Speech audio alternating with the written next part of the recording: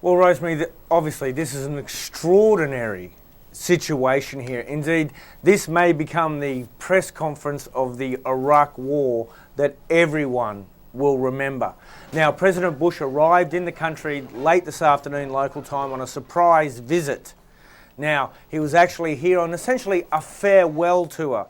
It's his fourth visit to the country, and it's the first time he's actually left the bubble of a US military base.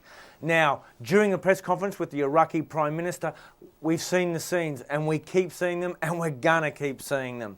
This is where an Iraqi television correspondent for an Iraqi network stood up and threw first one and then a second shoe at President Bush, nearly missing his head in one case, if not for the reflexes of the president himself. Now, President Bush, once order was restored and the journalist was dragged out screaming by the Secret Service and others, attempted to turn the moment to his advantage and saying that this was actually an expression of something positive. This is what the president said. So what if the guy threw a shoe at me? Oh, I consider it an important step on the road toward an Iraq that can sustain itself, govern itself, and defend itself. But let me talk about the guy throwing the shoe.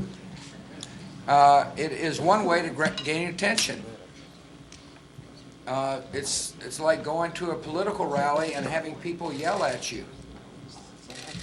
It's like driving down the street and have people not gesturing with all five fingers. And whilst that may be true in many environments, what President Bush said, in Iraq it has a very different resonance, far more than just driving down the street.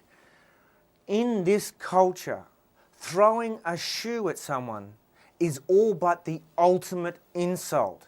And generally, it's reserved only for the most hated. And we saw that in the days after the invasion when the Saddam statue was pulled down and the Iraqis hopped on and started slapping the statue with their shoes. And indeed, just a few weeks ago, in a massive demonstration against America here in Baghdad, we saw Iraqis throwing their shoes at what? An effigy of President Bush himself, perhaps prophetic, Rosemary. Indeed.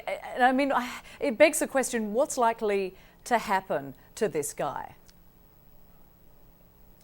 Well, we're all wondering that right now. I mean, you would imagine that he's under detention. The question is it American Secret Service detention? Is he handed off to the US military?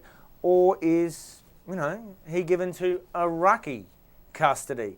That, of course, entails a whole host of different things, some of which we would not like to contemplate. We really don't know what's happened. There's no statement that's been made. Either way, I wouldn't imagine at this stage it would be pleasant for that Iraqi journalist, Rosemary. Indeed. And Michael, this was supposed to be somewhat of a victory lap for President George W. Bush. What could this trip end up being for him? Well, I mean, I guess people will take whatever meaning they see in this and move on with that. I mean, one of the most obvious ones is that this was, as you said, his victory lap. He was here to celebrate these agreements that now govern the ongoing presence of America and effectively end the US phase of the Iraq War. This is the beginning of the American end in many ways, because these agreements say America's got to be out of here in 3 years, no discussions, no negotiation, no questions.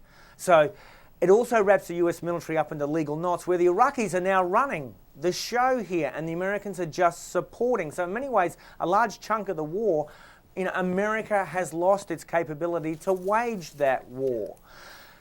Now, with President Bush here and this incident, people may regard that as some kind of a symbolic representation of the legacy of the Bush administration here in Iraq. The administration that started this war is the administration that signed the agreement that ended it in terms that are less than what many American diplomats and others would have liked to have seen after so many deaths and the expenditure of so much treasure.